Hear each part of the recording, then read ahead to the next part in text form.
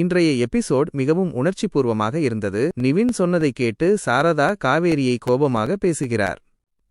காவேரியால் தான் அம்முவுக்கு இப்படி நேர்ந்ததாக கூறுகிறார். அதை கேட்ட காவேரி பதிலுக்கு கோபப்பட்டு வீட்டை விட்டு போவதாக கூறுகிறாள்.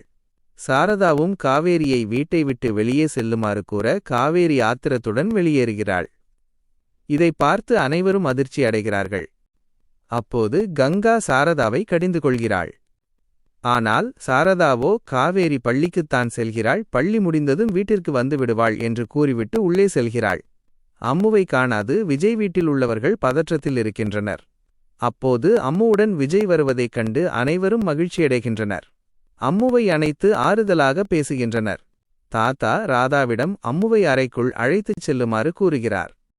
அதே நேரம் பள்ளிக்குச் சென்று கொண்டிருக்கும் காவேரி விஜய்க்கு போன் செய்கிறாள். விஜய் அவளிடம் பேசுகிறான். அப்போது காவேரி அவனை தன்னை சந்திக்க வருமாறு அழைக்கிறாள். சரி என்று கூறிவிட்டு விஜய் காவேரியை சந்திக்க நேரில் வருகிறான். காவேரி மிகுந்த கோபத்தில் இருக்கிறாள். ஆனால் விஜய் அமைதியாக இருக்கிறான்.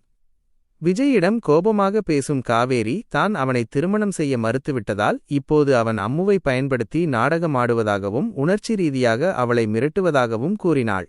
இது விஜயை மிகவும் காயப்படுத்தியது. உடனே கோபமான விஜய் நிவின் அம்முவை கவனிக்காமல் இருந்திருந்தால் அவளுக்கு என்ன நடந்திருக்குமோ என்ற பயத்தில் இருந்து இன்னும் மீளவில்லை என்றும் தான் இன்னும் வருத்தத்தில் இருப்பதாகவும் காவேரியிடம் கூறினான்.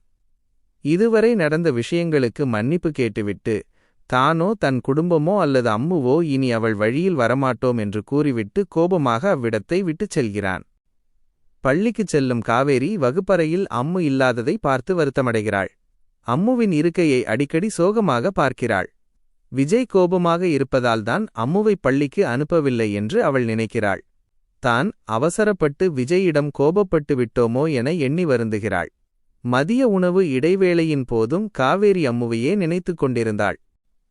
வீட்டில் விஜய் அம்முவிற்கு உணவூட்டிக் கொண்டிருந்தான். அங்கு தாத்தாவும் ராதாவும் இருந்தனர். அப்போது சாரதா, கங்கா மற்றும் நர்மதா ஆகியோர் அம்முவை பார்க்க வந்தனர்.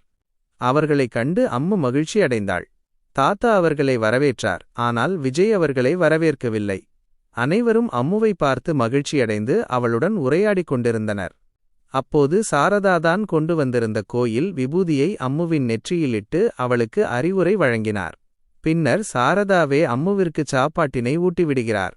அதே நேரம் காவேரியின் கடுமையான வார்த்தைகளால் விஜய் இன்னும் மன வருத்தத்துடன் இருந்தான். இத்துடன் இன்றைய எபிசோட் நிறைவடைந்தது.